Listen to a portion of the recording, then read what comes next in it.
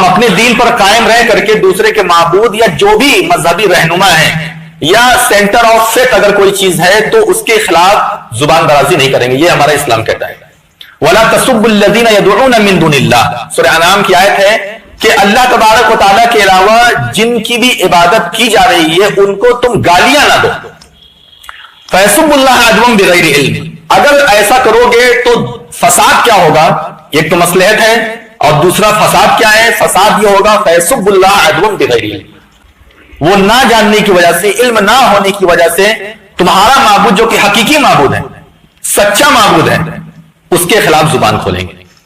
دنیا میں ایک ایسا قانون بننا ضروری ہے کہ جو دوسرے کے سینٹر آف فیتھ کی قدر کرے، عزت کرے، چاہے وہ کسی بھی مذہب کے سینٹر آف فیتھ، یعنی ایمان کا اور عقیدے کا، مانیتا کا جو سینٹر ہوتا ہے، جو مرکز ہوتا ہے، اس کا احترام کرنے کے لیے اور کرانے کے لیے قانون بنانے کی بہت زیادہ ضرورت ہے. خاص طور سے ہمارے ملک کے اندر جہاں پر ہزاروں مذاہب کے لوگ پائے جاتے ہیں اور کسی کے لیے بھی بڑا آسان ہے کہ دوسرے مذہب کے خلاف کچھ بھی من میں آتا ہے بول دیتا ہے. اس لیے اس پر لگام لگانے کے لیے ایک اسپیشل قانون بنانے کی ضرورت ہے. اور اسلام اس بات کی گواہی دیتا ہے، اسلام اس بات کی تعلیم دیتا ہے. اللہ کے رسول صلی اللہ علیہ وسلم نے ایک حدیث کے اندر ارشاد فرمایا کہ انزل الناس منازلہم، کہ لوگوں کو ان کے مقام مرتبے کے حساب سے عزت دو. جس کی عزت جتنی ہونی چاہیے اس کو اتنی عزت دو. اگر کوئی آدمی آپ کے ہم عہدے کا ہے، دوسرے مذہب کا ہے، دوسرے ڈپارٹمنٹ کا ہے، وہ آپ کے سامنے آیا ہے تو آپ اس کو ویسے ہی احترام اور عزت دیجئے جس طریقے سے آپ کو اپنے عہدے میں اپنی کمیونٹی کے اندر احترام ملا ہوا ہے. اللہ تبارک و تعالی جب بھی اس دنیا کے اندر کسی کے مذہبی رہنما پر یا کسی کے معبود پر حملہ ہوگا، زبان درازی ہوگی، تو ایسی صورت میں کوئی مذہب والا خاموش نہیں رہے گا. کوئی بھی اس دنیا کے اندر مذہب کے ماننے والے ہوں، اگر کوئی مسلمان کسی غیر مسلمان کے تعلق سے ایسا کچھ کہہ رہا ہے یا ایسی کچھ باتیں کہہ رہا ہے تو سامنے والا بھی خاموش نہیں رہے گا، کیونکہ اس کی آستھا، اس کا احترام جو اس کے تعلق سے اس کے دل میں بسا ہوا ہے وہ ہمیشہ اس کو ابھارے گا کہ اس چیز پر تم خاموش نہیں رہو گا. یعنی تمہارے معبود کے خلاف یا تمہارے مذہبی رہنما کے خلاف اگر کوئی بات ہو رہی ہے تو تم خاموش مت رہو، اس پر ہمیشہ ابھارے گا.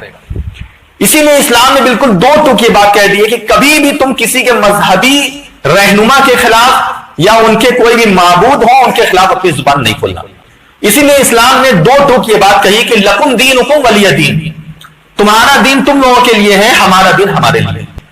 تو کہا کہ اگر آپ میرے دائیں ہاتھ پہ سورج رکھ دو، بائیں ہاتھ پہ چاند رکھ دو، تب بھی میں لا الہ الا اللہ بولنا یا اس کی دعوت دینا نہیں بند کروں گا. یہ کسی کے معبود کو برا کہنا نہیں ہے. ہم یہ کہتے ہیں کہ ایک اللہ کی عبادت ہونی چاہیے، جو عبادت کے لائق نہیں ہے، جو بھگوان نہیں ہو سکتا، اس کو تم اگر بھگوان مان کر خدا مان کر کے چل رہے ہو تو تمہیں نہیں چلنا چاہیے. یہ کہنا اس کی توہین نہیں ہے. ہاں ہم اس بے عزتی کریں گے اور اس کا مذاق اڑائیں گے، غلط الفاظ استعمال کریں گے، گالیاں دیں گے تو یہ اس کی توہین مانی جائے گی.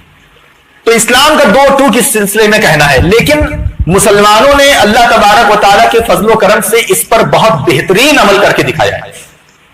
کبھی کسی مسلمان نے اپنے سامنے والے مذہب کے ماننے والے جو بھی لوگ ہیں، چاہے بدھسٹ ہو، چاہے ہندو ہو، چاہے اور دیگر مذہب کے ماننے والے ہوں، ان کے معبودوں کو کبھی بھی گالیاں نہیں دی ہے. کبھی ہم ایسا نہیں سنتے ہیں کہ کوئی مسلمان ایسا ہے جس کا ویڈیو وائرل ہو گیا کہ اس نے ان کے لارڈ رام کا نام لے کر کے کچھ بات ایسی بول دی ہے. کبھی ایسا نہیں سننے میں آتا. آپ دیکھتے ہیں لڑائی جھگڑا آپس میں ہوتا ہے لیکن کبھی کسی مسلمان نے کسی بھی مندر پر حملہ نہیں کیا ہے. لیکن ہزاروں ایسی ویڈیو آپ کو مل جائے گی ابھی بھی جہاں کھلے عام اللہ تبارک و تعالیٰ کا نام لے کر کے الٹی سیدھی باتیں کہی جاتی ہیں، نبی صلی اللہ علیہ وسلم کا نام لے کر کے واضح طور پر ان کے خلاف توہین کی جاتی ہے. آپ کو بہت مل جائے گا، بہت آرام سے مل جائے گا. ہر ہفتے ہر 15 دن پر کوئی نہ کوئی مسجد پر حملہ ہوتے ہوئے آپ کے سامنے کوئی ویڈیو آ جائے گی کہ ہاں فلاں جگہ فلاں مسجد پر حملہ ہوا. یہ چیزیں ان کے یہاں بہت عام ہیں. مسلمانوں نے یہ سب کام نہیں کیا، بلکہ مسلمانوں نے غیروں کے معبد کو جہاں وہ عبادت کرتے ہیں اس کو بچانے کی کوشش کی.